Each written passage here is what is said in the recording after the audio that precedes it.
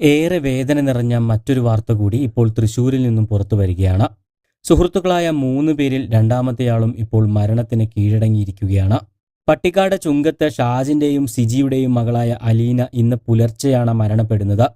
തൊട്ടുപിന്നാലെ പട്ടിക്കാട് പാറശ്ശേരി സജി സെറീന ദമ്പതികളുടെ മകളായ ആൻഗ്രേസ് കൂടി മരണത്തിന് കീഴടങ്ങിയെന്ന വാർത്തയാണ് ഇപ്പോൾ പുറത്തുവരുന്നത്. ബാക്കിയുള്ള 2 പേരുടെ നില ഗുരുതരമായി തന്നെ തുടരുകയുമാണ്. തിരുനാൾ ആഘോഷം ദുരന്തത്തിൽ കലാശിച്ചതിന്റെ ഞെട്ടലിലാണ് ഇപ്പോൾ തൃശൂർ പീച്ചിയിലുള്ള പ്രദേശവാസികൾ. ഞായറാഴ്ച പീച്ചി പള്ളിയിൽ തിരുനാൾ ആഘോഷമായിരുന്നു. ഇതിന്റെ ഭാഗമായാണ് 3 സഹപാഠികളും പീച്ചി സ്വദേശിയായ +1 വിദ്യാർത്ഥിനി ഹിമയുടെ വീട്ടിലേക്ക് എത്തുന്നത്. തുടർന്ന് ഞായറാഴ്ച ഉച്ചഭക്ഷണം കഴിച്ച ശേഷമാണ് 4 പേരും ചേർന്ന് ഹിമയുടെ സഹോദരിയായ നിമയെയും കൂട്ടി സമീപത്ത് തന്നെയുള്ള പീച്ചി റിസർവോയറിലേക്ക് പോകുന്നത്.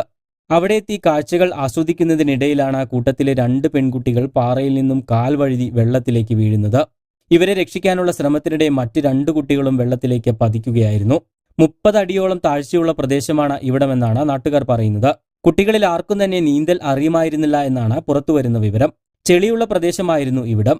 തുടർന്ന് കരയിലുണ്ടായിരുന്ന ഹിമയുടെ കരച്ചിൽ കേട്ടാണ് നാട്ടുകാർ ഓടിക്കൂടുന്നത്.